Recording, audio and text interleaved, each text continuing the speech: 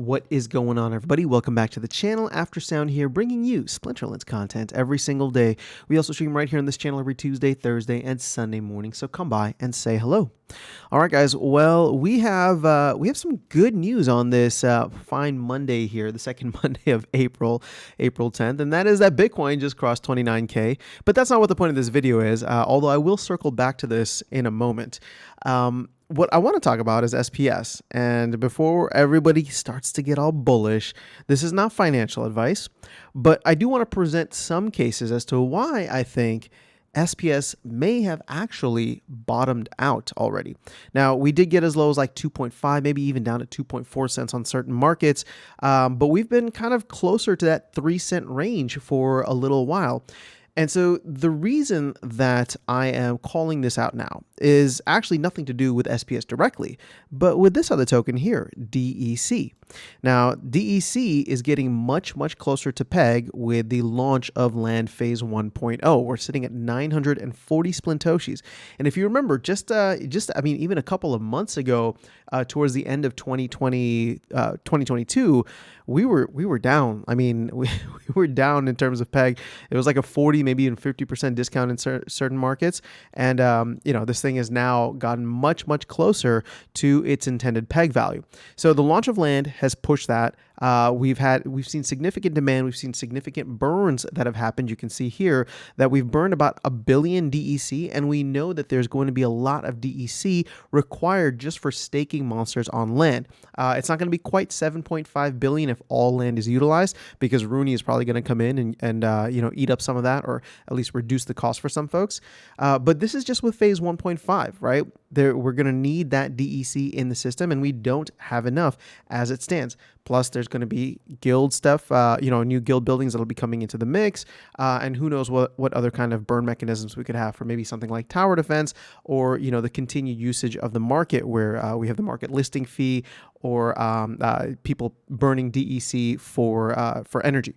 So all of this stuff is starting to shape up pretty nicely, which means, again, that as DEC gets closer to its peg and we don't see demand necessarily falling, only rising or at least staying the same, now we shift our focus back to SPS and say, if there is a crunch for DEC, and I'm not saying that we're quite there yet, right? So before people get excited and start aping into whatever, I'm not saying we're quite there yet. Things could still tank, Bitcoin could still drop down, and we could still hit a really, really bad moment. In fact, I mean, the US seems like it's primed for a recession, or US markets seem like they're primed for a recession. So just keep that in the back of your mind, because crypto has followed relatively close to the US markets, but hopefully there will be a decoupling, but that is a topic for another video, or maybe not even for this channel. But let's get back to it. So with the DEC supply starting to dwindle, right? There's no more sinks or no more faucets outside of the leaderboards, and hopefully that'll get reworked at some point.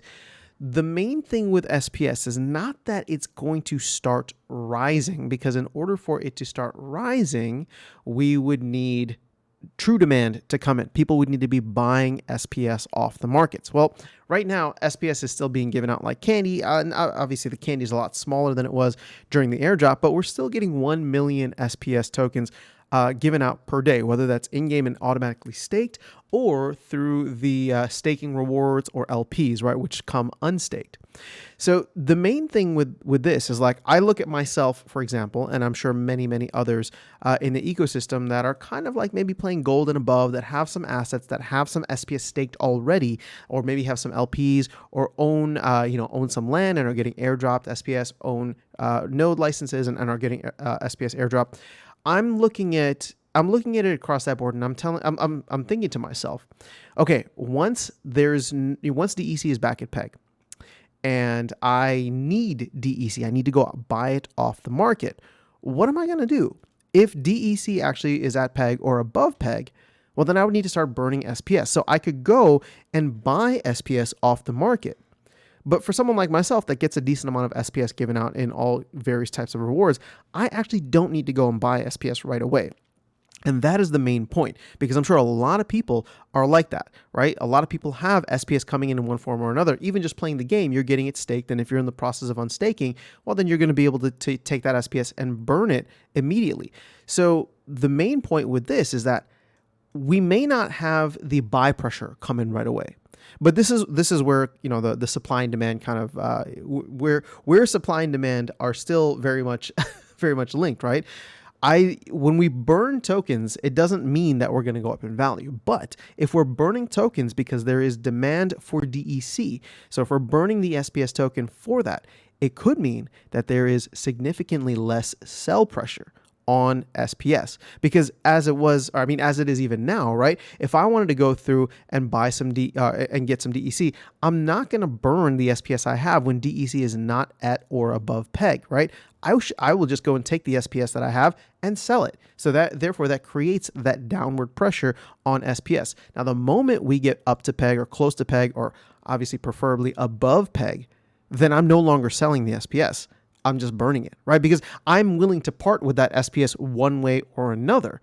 But the two options that I have, burning or selling, have very different impacts on the market, right? Selling that SPS pushes the price of SPS down. Burning, while it doesn't push the price up necessarily, or at least it doesn't push the price up directly, it does reduce the supply, and it removes that downward sell pressure that would have come in. So, again, I'm not saying that SPS is going to go to the moon, and I'm not saying that you should buy in and ape in now.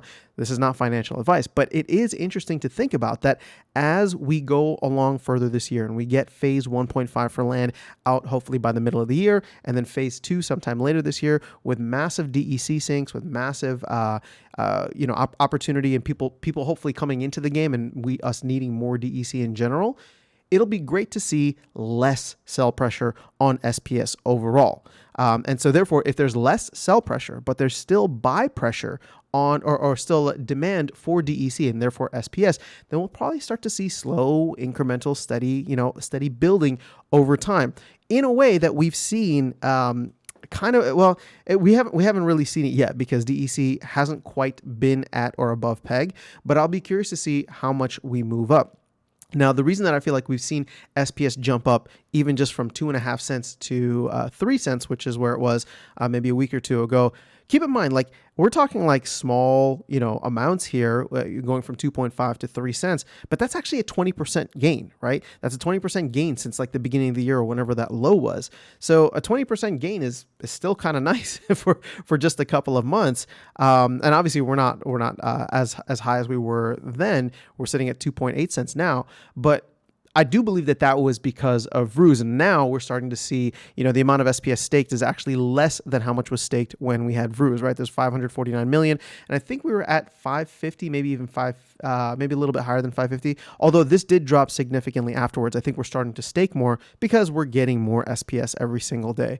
So, ultimately, this is kind of exciting for me as we go on into the rest of the year, because in-game, right, and I'll cap it off for the in-game part. In-game, we are starting to see those sinks come in. We are starting to see areas of demand come in, and hopefully, even something that is not necessarily coming out of left field, but will have, we'll be utilizing the tokens for Splinterlands, which will be tower defense. Hopefully that will even offer other ways in which we can use, burn, spend DEC and create that demand for it.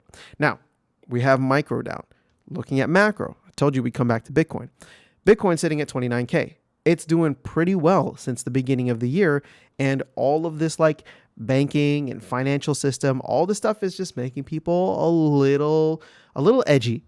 And so this is where I feel like the decoupling could come in, right? Because if we see Bitcoin starting to do well, and again, not new all-time highs, not even getting up to 50, 60K, but if we cross 30K, 35, 40K, that, we've already seen what giving the crypto space some breathing room can do, right? Bitcoin going away from its low, hopefully its low of this cycle of like 16K or 15.5, and, essentially almost doing a 2x from that. If we get to see Bitcoin start to rise up a little bit more, a lot of that confidence, I think, will come back into the crypto space in general, and hopefully crypto gaming, although crypto gaming might be able to do it all on its own too. So that is all I have for you guys in this video. Let me know your thoughts in the comments below. But really, that is all I have for you. So I'll catch you all in the next video and see you around the game. Take care.